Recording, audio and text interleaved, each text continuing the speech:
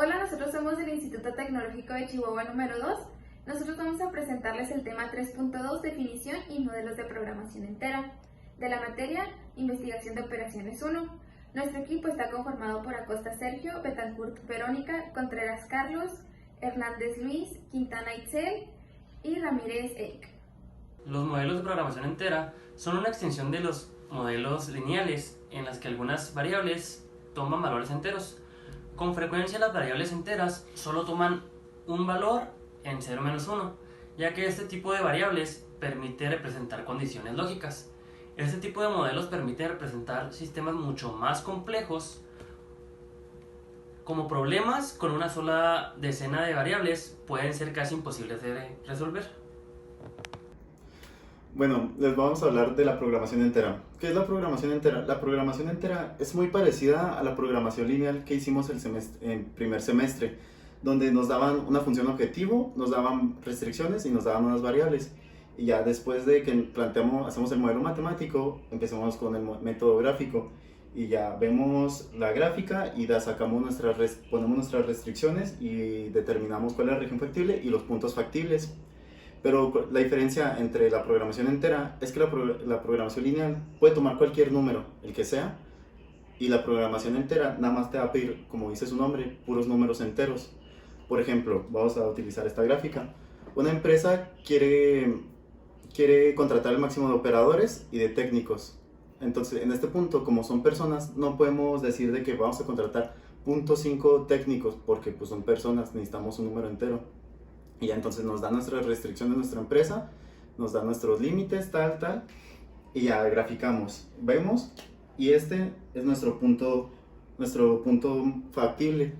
Pero si nos fijamos bien, aquí nos está diciendo que va a ser 1.5. No podemos contratar 1.5 personas porque es imposible, no. Entonces lo que hacemos aquí, lo más lógico dirían, pues lo redondeamos a 2. Pero no podemos contratar 2 personas porque estaríamos fuera de nuestra región factible.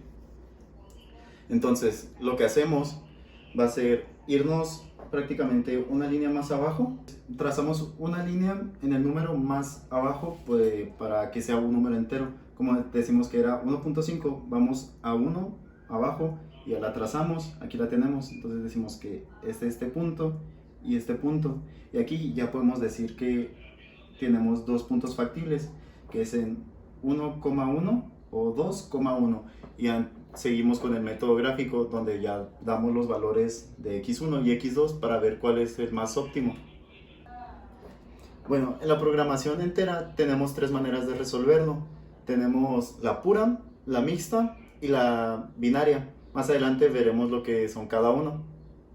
Bueno, la programación entera tiene algunos modelos. Uno de ellos es el puro. Bueno, en este modelo, todas las variables, además de cumplir con la condición de no negatividad, deben tomar valores enteros. El modelo lo vamos a ver a continuación.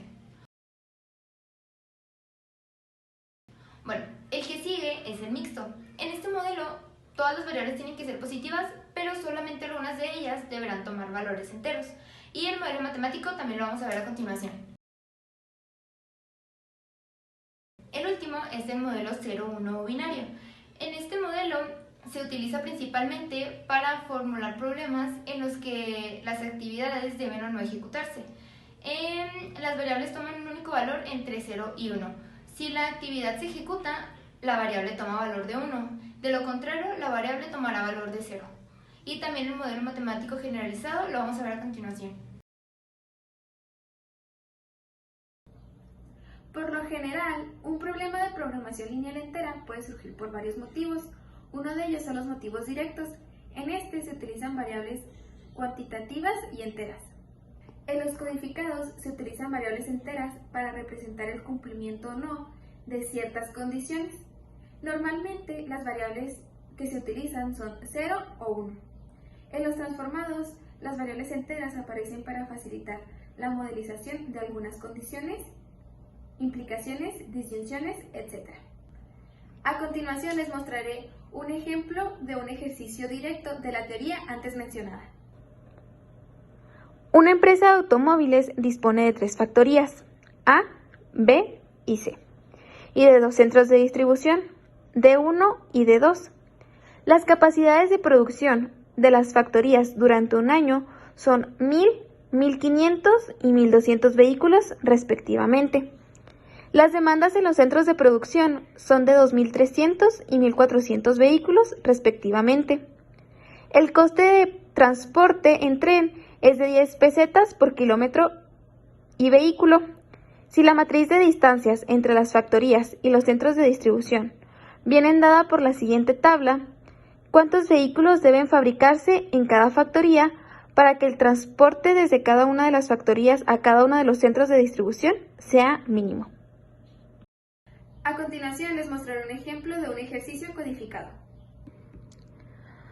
Un ingeniero informático autónomo quiere optar a realizar un proyecto informático de entre 5 que salen a curso. Solo tiene presupuesto para pagar las tasas de solicitud en 3 proyectos. ¿A qué 3 proyectos optar? Beneficio esperado en miles de euros, que puede obtener a 3 años con cada uno de los proyectos. Estimación de la probabilidad de que no le concedan cada uno de los proyectos. El problema de asignación. El modelo de asignación permite asignar eficientemente un conjunto de personas a un conjunto de trabajos, máquinas a tareas, coches de policía a sectores de una ciudad, vendedores a zonas o lo que sea el ejemplo. El objetivo es minimizar los costes, tiempos de desplazamiento o maximizar la efectividad. Es un modelo muy frecuente como es un modelo en otros más complejos. A continuación se verá un ejemplo del problema de asignación, el cual dice que Juan es el jefe de un bufete de jóvenes abogados y está interesado en la utilización más efectiva de sus recursos, de personal buscando la forma de hacer las mejores asignaciones de abogado-cliente. El 1 de marzo le llegan 4 nuevos clientes. Revisando a su personal, encuentra que 4 abogados, Ana, Bruno, Carmen y Domingo, todos pueden ser asignados a los casos. Cada uno de ellos solo puede hacerse cargo de un solo caso a la vez. Para decidir la mejor asignación, Juan tiene en cuenta una tasa de efectividad del 1 al 9, construida sobre actuaciones anteriores de los dichos abogados, ya que no todos son igual de buenos o especialistas en todo tipo de procesos, como se puede ver a continuación en la imagen. Este problema, el modelo toma primero las variables de decisión, en la cual es una variable binaria x, y j para cada posible asignación. La variable x y j consta de 1 y 0, donde 1 si se asigna un abogado de I en el caso J, y 0 si no se asigna. Lo siguiente es la función objetivo, en la cual toma que es maximizar la calidad de la asignación. Como se puede ver, al maximizar se toma la variable junto con su dato para hacer la suma que va a dar la maximización. El siguiente paso es hacer las restricciones, que en este caso sería que cada caso debe tener un único abogado asignado. Y como se puede ver, esta es la suma de las x y j, que deben ser igual a 1 por la restricción, y j debe ser de 1 a 4, que es el número de abogados. También cada abogado debe estar asignado a un único caso, que es lo mismo que lo anterior, pero es dirigido hacia el caso en sí y no al abogado. Y la última es la condición de variables binarias, en la que dice que x y j debe ser entre 0 y 1 para funciones lógicas, que es lo que se basa en programación entera, y donde i va a ser igual de 1 a 4 por los abogados y j también va a ser de 1 a 4. Se explicará el problema de asignación generalizada, que es básicamente una generalización del modelo anterior, donde cada abogado puede hacerse cargo de más de un cliente simultáneamente, siempre y cuando no supere su capacidad. Un sistema de procesamiento compartido que tiene 3 ordenadores diferentes. OJ, J es igual a 1, 2 y 3 por los 3 ordenadores y tiene que procesar 6 tareas, que es TI de I igual a 1 hasta los 6 procesadores.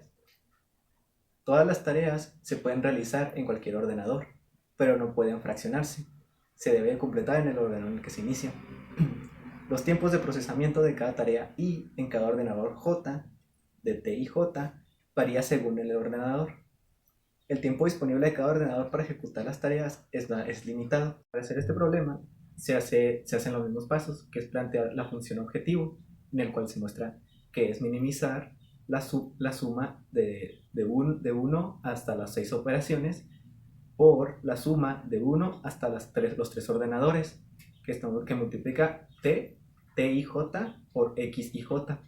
A continuación se hacen las restricciones, que la primera es de los ordenadores, que es lo mismo de la suma de 1 hasta los tres ordenadores de x y j va a ser igual a 1, donde i va a ser igual de 1 hasta las 6 operaciones.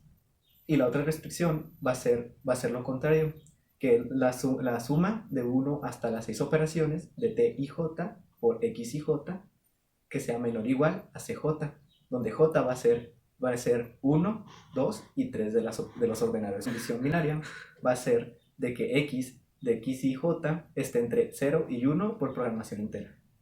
El problema del transporte. Una vez que Danzig hizo el método simplex, que hablaré un poco más adelante de él, dio como los primeros pasos al problema del transporte, considerado como una de las personas el padre más bien del programa lineal. Pero antes de que diera estos pequeños pasos a que conociéramos ahora el problema del transporte, fue como quien dice resuelto, analizado, estructurado por Hitchcock y por Kopsman. Bueno, hablemos primero de Danzig. Danzig nació en Oregón, en Estados Unidos, en 1910, pero es inmigrante de Rusia. Él, como anteriormente se había dicho, es el padre del programa lineal, que creó el método simplex, que el problema del transporte se basa mucho en solo que tienen algunas variaciones de cambios. Ahora hablemos de Kopsman. Kopsman nació en 1914, fue un economista para la Segunda Guerra Mundial, ya que él hacía que los costos del envío a ciertas partes del mundo fueran lo más mínimos.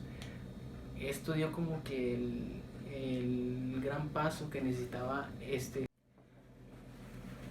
Bueno, ¿en qué consiste el problema del transporte? El problema del transporte consiste en encontrar un plan de costo mínimo para transportar una mercancía, un cierto producto, desde varios orígenes hasta varios destinos con el costo mínimo. ¿Para qué se hace esto? Ya que actualmente las empresas lo utilizan para ahorrar lo más eficiente con sus productos y con lo que vendría siendo el transporte. La característica más notable de es que no necesita de una computadora o un software no es tan requerido, sino más bien es más simple. Con una simple hoja y un lápiz puede funcionar, o sea, se puede solucionar fácilmente. Para ello se usan 3 métodos: uno que es el noreste, el otro que es el costo mínimo y el de Bowell. A continuación les hablaré de la esquina noreste. Bueno, el método de la esquina noreste se basa en hacer un cuadro dependiendo de cuántos orígenes sean y cuántos destinos se desea llevar el producto y el costo de cada uno de los orígenes y el destino. Entonces, después de hacer el cuadro, en la esquina superior izquierda se pone la cantidad que se necesita del origen al destino. Entonces, después de eso se va recorriendo de izquierda hacia derecha.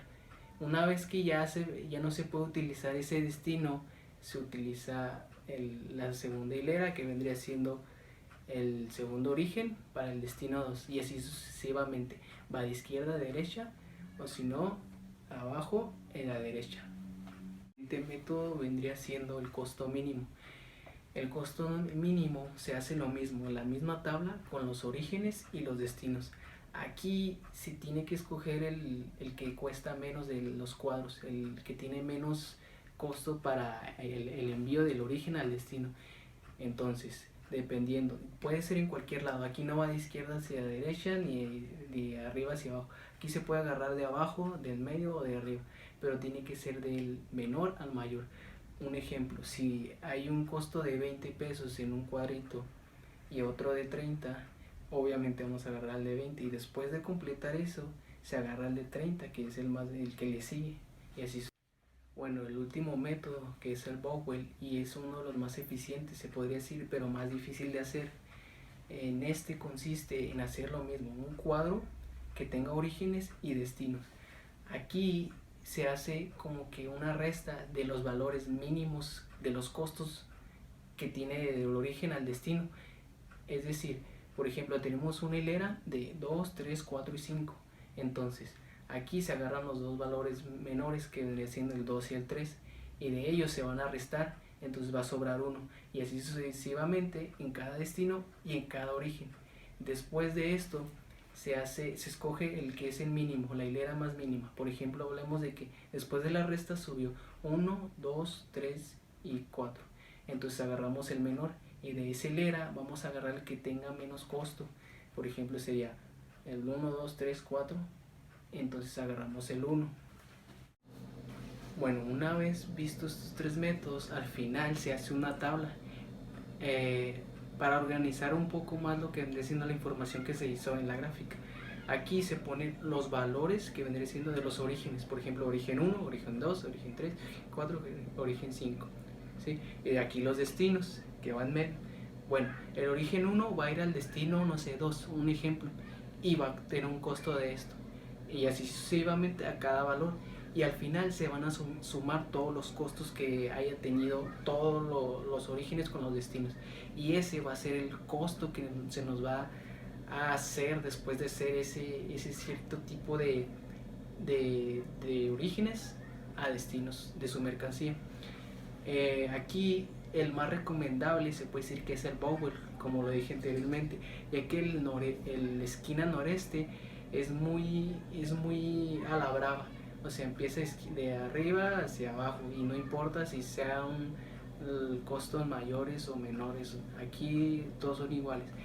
El costo mínimo aquí es en cierto bueno y malo. Bueno, porque también se agarra los valores mínimos y va del menor al mayor, eso es obvio. Pero ¿por qué malo? Porque de vez en cuando se van a presentar problemas en donde haya dos valores mínimos que son iguales y no sabes por cuál ir, si por el menor o el otro. O sea, por ejemplo, salen 2, 2, no sabes por cuál ir, porque si te vas por uno puede que cueste más que por el otro, así que se puede decir que está en más o menos. Y el Bowell es como que más, ya es un poco más laborioso, pero es más recomendado para hacer el problema del transporte.